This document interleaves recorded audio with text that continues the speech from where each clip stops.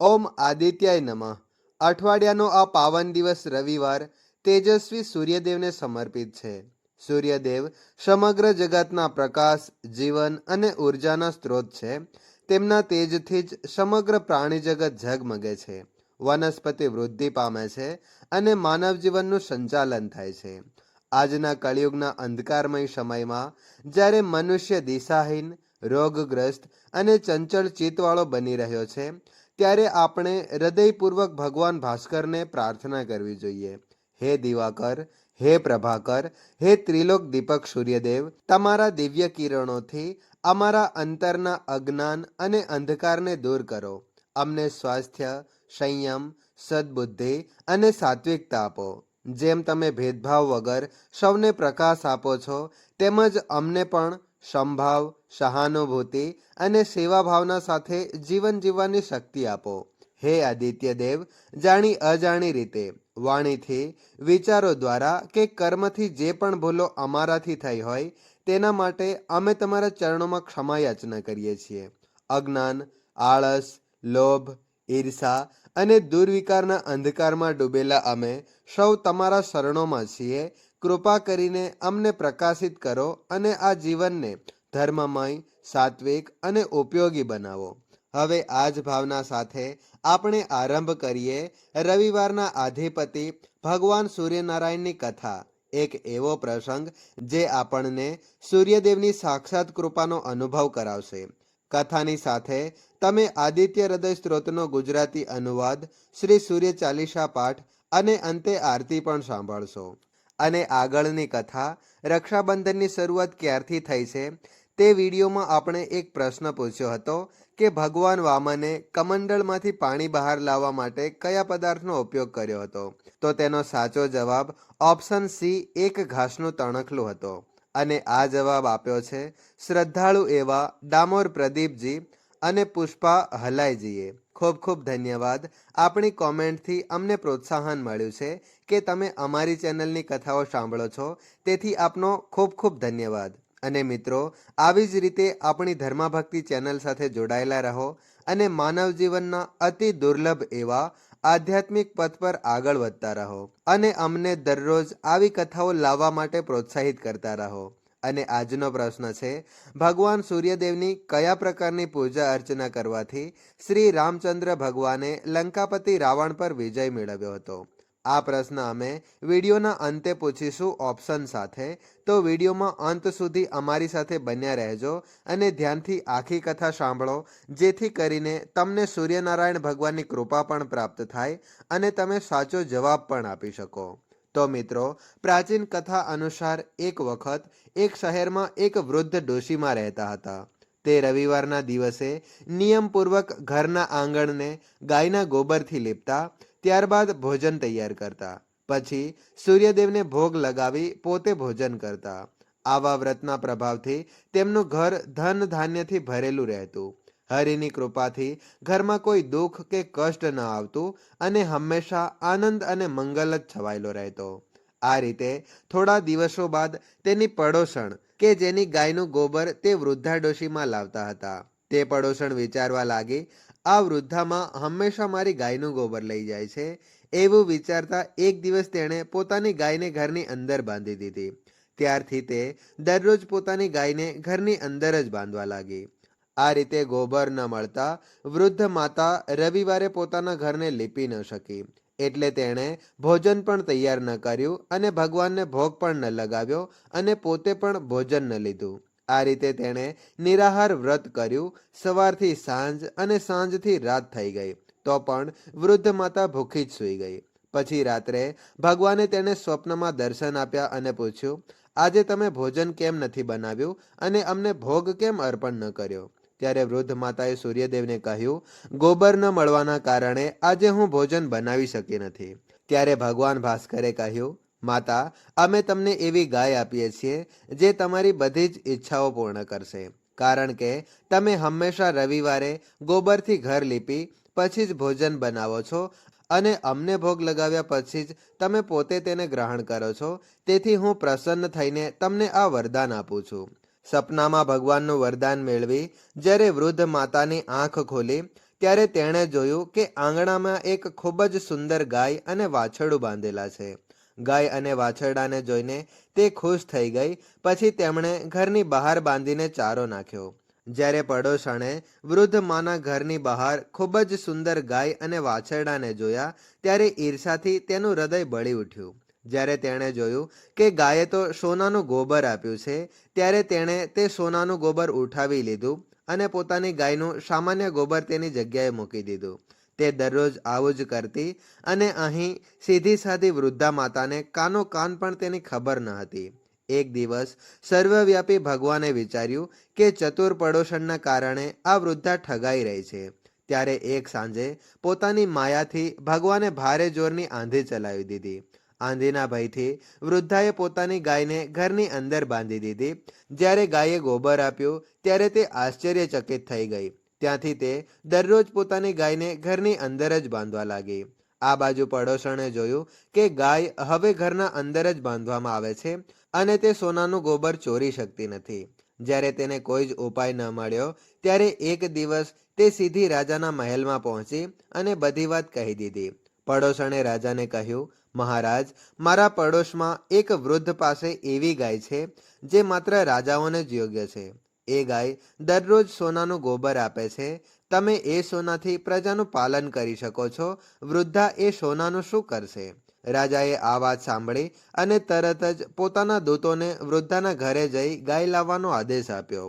તે સમયે વૃદ્ધા માતા વહેલી સવારે ભગવાનને ભોગ લગાવીને ભોજન લેવા જઈ રહ્યા હતા.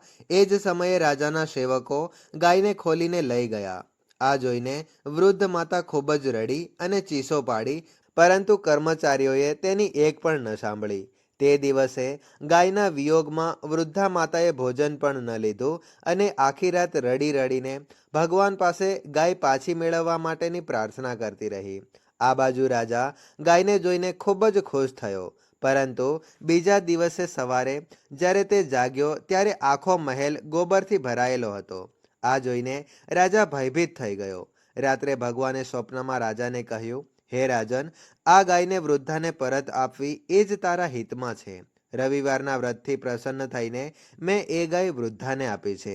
સવાર થતાં જ રાજાએ વૃદ્ધાને બોલાવી બહુ જ ધન આપીને અને તેને સન્માનપૂર્વક ગાય અને વાછરડું પાછા આપી દીધા. સાથે જ પડોશણને બોલાવીને યોગ્ય દંડ પણ આપ્યો. એવું કરતાની સાથે જ રાજાના મહેલની ગંદકી દૂર થઈ ગઈ અને તે દિવસે રાજાએ સમગ્ર નગરવાસીઓને આદેશ આપ્યો કે તમામે ઈચ્છાઓની પૂર્ણતા માટે તમે સૌએ રવિવારનો વ્રત રાખો. અને જ્યારે પ્રજાએ રવિવારના વ્રતનું પાલન કરીને આ કથાનું શ્રવણ કર્યું ત્યારે તેમના બધા જ ઘરોમાં સુખ, સમૃદ્ધિ અને ધનની ભરપૂરતા આવી ગઈ. આવી છે રવિવાર વ્રતની મહિમા. બોલો સૂર્યનારાયણ ભગવાનની જય. હવે આપણે શ્રી આદિત્ય હૃદય સ્ત્રોતનું ગુજરાતી અનુવાદ સાંભળીશું. ભગવાન આદિત્યના હૃદય સ્વરૂપ આ આદિત્ય હૃદય સ્ત્રોતનો ઉપદેશ અગસ્ત્ય મુનિએ ભગવાન શ્રી રામને આપ્યો હતો. આ જ સ્ત્રોતના પાઠથી શ્રી રામચંદ્રજીએ રાવણનો સંહાર કરવાની શક્તિ પ્રાપ્ત કરી હતી. આ સ્ત્રોતનો રોજ 3 વખત પાઠ કરવાથી શત્રુબાધાનો નાશ થાય છે અને પિતૃદોષનું નિવારણ થાય છે. ભગવાન શ્રી સૂર્યનારાયણની પૂર્ણ કૃપા પ્રાપ્ત થાય છે અને આરોગ્ય પ્રાપ્ત થાય છે. આત્મવિશ્વાસ વધે છે. કોર્ટ કચેરીના ક્ષેત્રમાં વિજય પણ મળે છે. સરકારી નોકરી અથવા સરકારી કાર્યોમાં લાભ થાય છે અને અટકેલા તમામ કાર્યો પૂર્ણ થાય છે. શ્રી રામચંદ્ર ભગવાન યુદ્ધથી થાકી જઈ ચિંતિત થઈને રણભૂમિમાં ઊભા હતા. એટલામાં જ રાવણ પણ યુદ્ધ માટે તેમની સામે આવીને ઊભો રહ્યો. આ જોઈને અગસ્ત્ય મુનિ જે દેવતાઓ સાથે યુદ્ધ જોવા માટે આવ્યા હતા ત્યારે ભગવાન શ્રી રામ પાસે જઈને બોલ્યા, હે સર્વના હૃદયમાં નિવાસ કરનાર મહાબાહુ રામ, આ સનાતન, સુંદર અને ગોપનીય સ્ત્રોત સાંભળો વત્સ. તેના જાપથી જ તમે યુદ્ધમાં તમામ તમારા શત્રુઓ પર વિજય પ્રાપ્ત કરશો, એમાં કોઈ જ સંશય નથી. આ ગોપનીય સ્ત્રોતનું નામ છે આદિત્ય હૃદય સ્ત્રોત્ર. આ અત્યંત પવિત્ર, શત્રુ વિનાશક, નિત્ય અક્ષય અને પરમ કલ્યાણમય છે. આ સંપૂર્ણ મંગલોમાં શ્રેષ્ઠ મંગલ છે. આ સ્ત્રોત્રના પાઠથી જ બધા પાપોનો વિનાશ થાય છે. ચિંતા અને શોક દૂર થાય છે અને આયુષ્યમાં વૃદ્ધિ થાય છે. ભગવાન સૂર્ય અનંત કિરણોથી સુશોભિત છે. તેઓ નિત્ય ઉદય પામનાર દેવતા છે. દેવો અને અસુરો દ્વારા પૂજનીય છે, વિવસ્વાન નામથી પ્રસિદ્ધ છે, પ્રકાશના પ્રકાશક ભાસ્કર છે અને સમગ્ર જગતના સ્વામી ભુવનેશ્વર છે. હે રામ, તમે આ મંત્રોથી તેમનું પૂજન કરો. રશ્મિમતે સમુદતે દેવાસુર નમસ્કૃતાય વિશ્વવતે ભાસ્કરાય ભુવનેશ્વરાય નમઃ. સંપૂર્ણ દેવતાઓનું સ્વરૂપ એ જ છે. તે તેજના ભંડાર છે અને પોતાના કિરણોથી સમગ્ર જગતને શક્તિ અને સ્ફૂર્તિ આપે છે. પોતાના કિરણોનો પ્રસાર કરીને તેઓ દેવો અને અસુરો સહિત તમામ લોકનું પાલન કરે છે. તે જ બ્રહ્મા, વિષ્ણુ, સ્કંદ, પ્રજાપતિ, ઇન્દ્ર, કુબેર, કાલ, યમ, ચંદ્રમા, વરુણ, પિતૃઓ, વસુ, સાધ્ય, અશ્વિની કુમાર, મરુદગણ, મનુ, વાયુ, અગ્નિ, પ્રજા, પ્રાણ અને ઋતુઓને પ્રગટ કરનાર તેજોમય પ્રકાશના પુંજ છે. તેમના અનેક નામ છે: આદિત્ય, સવિતા, ખગ, પૂષા, ગભસ્તિમાન, ભાનુ, હિરણ્યરેતા, દિવાકર, હરિદશ્વ, સહસ્ત્રારચિ, સપ્તસપ્તિ, મરીચિમાન, તિમિરો ઉન્મથન, શંભુ, ત્વષ્ટા, માર્તંડ, અંશુમાન, હિરણ્યગર્ભ, શિશિર, તપન, અહંકર, અગ્નિગર્ભ, શંખ, શિશિરનાશન, વમનાથ, તમોભેદી, ધનવૃષ્ટિ, અપામિત્ર, વિંધ્યવિધિ, પ્લવંગમ, આત્મીય, મંડલી, મૃત્યુ, પિંગલ, સર્વપાતન, સર્વને તાપ આપનાર કવિ, દૂરદ્રષ્ટિ ધરાવનાર, વિશ્વના સર્વ સ્વરૂપ, મહાતેજસ્વી, મહાન તેજવાળા અથવા સર્વોત્તમ તેજ ધરાવનાર, રક્તવર્ણ અને સર્વ ભવદભવ, વિશ્વભાવન એટલે જગતની રક્ષા કરનાર, દ્વાદશાત્મા એટલે કે 12 સ્વરૂપ ધરાવનાર, આવા મહાતેજસ્વી નામોથી સુશોભિત સૂર્યદેવને નમસ્કાર છે. પૂર્વગીરી, ઉદયાચલ અને પશ્ચિમગીરી, અસ્તાચલ સ્વરૂપે તમને નમસ્કાર છે. ગ્રહો અને તારાઓના સ્વામી તથા દિવસના અધિપતિ તમને નમસ્કાર છે. તમે જય સ્વરૂપ છો અને વિજય તથા કલ્યાણના દાતા છો. તમારા રથમાં હરિયાળા રંગના ઘોડા છે અને તમને વારંવાર નમસ્કાર છે. હજારો કિરણોથી શોભિત ભગવાન સૂર્યને નમસ્કાર છે. અદિતિ પુત્ર આદિત્યને નમસ્કાર છે. ઉગ્ર, વીર અને સારંગ સ્વરૂપ સૂર્યદેવને નમસ્કાર છે. કમળોને પોતાનું તેજ આપીને ખીલાવનાર માર્તંડને નમસ્કાર છે. તમે બ્રહ્મા, વિષ્ણુ અને શિવના સ્વામી છો. પરાત્પર સ્વરૂપે દેવો તમારી સંજ્ઞા ધરાવે છે. આ સમગ્ર સૂર્યમંડળ તમારું સ્વરૂપ છે. સર્વને સ્વાહા કરી દેનાર અગ્નિ પણ તમારું જ સ્વરૂપ છે. તમે રૌદ્ર રૂપ ધારણ કરનાર છો. તમને નમસ્કાર છે. અજ્ઞાન અને અંધકારના નાશક, જડતા અને શીલતાના કારક, શત્રુના વિનાશક તમે જ છો. તમારું સ્વરૂપ અપ્રમેય છે. કૃતજ્ઞનોના નાશક અને દેવ સ્વરૂપ તમને નમસ્કાર છે. તમે તપાવેલા સોનાની જેમ તેજસ્વી છો. તમે હરિ અને વિશ્વકર્મા છો. તિમિર નાશક, પ્રકાશરૂપ, જગતના સાક્ષી છો. તમને નમસ્કાર છે. સૂર્ય જ સર્વભૂતનો સંહાર કરનાર અને પાલન કરનાર છે. સૂર્ય જ પોતાની ઉષ્ણતા અને કિરણો દ્વારા વરસાદ કરાવે છે. આ ભગવાન સૌના સૂઈ જવા પછીથી પણ જાગતા રહે છે. તમે અગ્નિહોત્રીને મળનાર દેવતા છો. તમે દેવતાઓના યજ્ઞ અને યજ્ઞના ફળ આપનાર છો. સંપૂર્ણ જગતમાં થતી તમામ ક્રિયાઓના ફળ આપનાર પણ આ જ છે. હે રાઘવ, આફત, દુઃખ, અઘરી પરિસ્થિતિ કે કોઈ પણ પ્રકારના ભયના સમયે જે મનુષ્ય આ સૂર્યદેવના સ્તોત્રનું પાઠ કરે છે તેને ક્યારેય દુઃખ ભોગવવું પડતું નથી. આથી હે રામ, તમે એકાગ્ર ચિત્તથી આ દેવાધિદેવ જગદીશ્વરની પૂજા કરો. આ આદિત્ય હૃદયનો 3 વાર પાઠ કરવાથી તમે યુદ્ધમાં નિશ્ચિત રીતે વિજય પ્રાપ્ત કરશો. હે મહાબાહુ રામ, તમે આ જ ક્ષણે રાવણનો વધ પણ કરી શકશો. આ રીતે કહીને અગસ્ત્ય મુનિ ત્યાંથી ચાલ્યા ગયા. અગસ્ત્ય મુનિના ઉપદેશ સાંભળીને મહાતેજસ્વી શ્રી રામચંદ્રજીનો શોક દૂર થઈ ગયો. તેમણે આનંદપૂર્વક આદિત્ય હૃદય સ્તોત્રનો પાઠ કર્યો અને સ્તોત્રને હૃદયમાં ધારણ કર્યો. તેમને 3 વાર આચમન કરીને જાપ કર્યો. તે પછી ભગવાન શ્રી રામચંદ્રજીએ ધનુષ ઉઠાવીને રાવણ તરફ જોયું અને ઉત્સાહપૂર્વક વિજય મેળવવા આગળ વધ્યા. એ સમયે દેવતાઓના મધ્યમાં ઊભેલા ભગવાન સૂર્યે પ્રસન્ન થઈને શ્રી રામચંદ્રજી તરફ જોયું અને નિશાચર રાજા રાવણના વિનાશનો સમય નજીક આવ્યો છે એ જાણી આનંદપૂર્વક કહ્યું, હે રઘુનંદન, હવે ઝડપ કરો અને આજનો પ્રશ્ન છે, ભગવાન સૂર્યદેવની કયા પ્રકારની પૂજા અર્ચના કરવાથી શ્રી રામચંદ્ર ભગવાને લંકાપતિ રાવણ પર વિજય મેળવ્યો હતો? તેના ઓપ્શન છે: એ. સૂર્યદેવની આરતી કરવાથી, બી.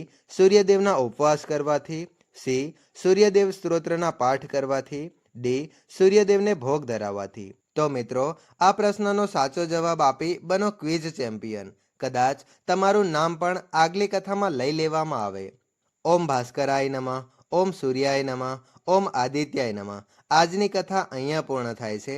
આવી પૌરાણિક અને રોચક કથાઓ સાંભળવા માટે જો આપને આ ચેનલને સબસ્ક્રાઇબ ન કરી હોય તો અત્યારે જ સબસ્ક્રાઇબ કરી અને બેલ આઇકનને ઓન કરી દો, જેથી કરીને તમને આવી જ કથાઓની માહિતી તરત જ મળી શકે. ધન્યવાદ.